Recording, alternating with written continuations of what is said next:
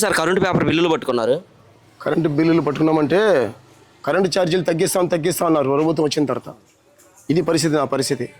Current బిల్లులు కట్టమంటారా, ఇల్లు అమ్ముకొని పోమంటారా? అదేంటంటే మరి ఇంక ఏం చేయని చెప్పు. 40 ఏళ్ళ నుంచి ఉన్నాం పేటలో.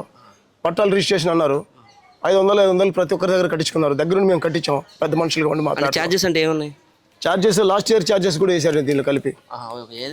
అదే చూడండి, 2022, 23 కూడా అదే వేసాడు. ఇది 2023.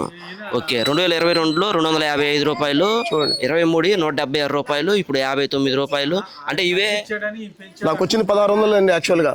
ఓకే, 1600 అయితే ఉన్నాను నేను.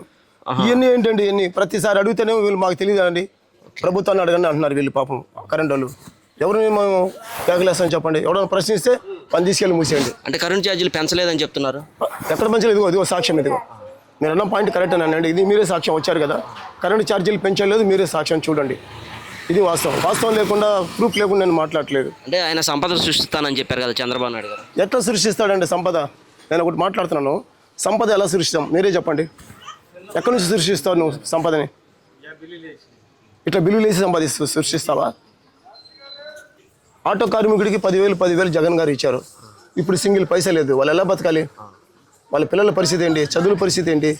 చదువులు అటకకి, చదువులు నాడు నేడు ఎలా ఉన్నాయి, ఇప్పుడు ఎలా ఉన్నాయి చదువులు, స్కూల్స్ ఎలా ఉన్నాయి, పిల్లలు ఎలా ఉన్నారు? బూట్లు లేవు, సాక్సులు లేవు, చదువులు లేవు పిల్లలకి. జగన్ ఉన్నప్పుడు వాళ్ళకి ట్యాపులు కూడా ఇచ్చాడు, పిల్లలు చదువుకోవడానికి చక్కగా ఉన్నది, హ్యాపీగా సంతోషంగా ఉన్నారు. ఇప్పుడు ఎక్కడ ఉంది చెప్పు?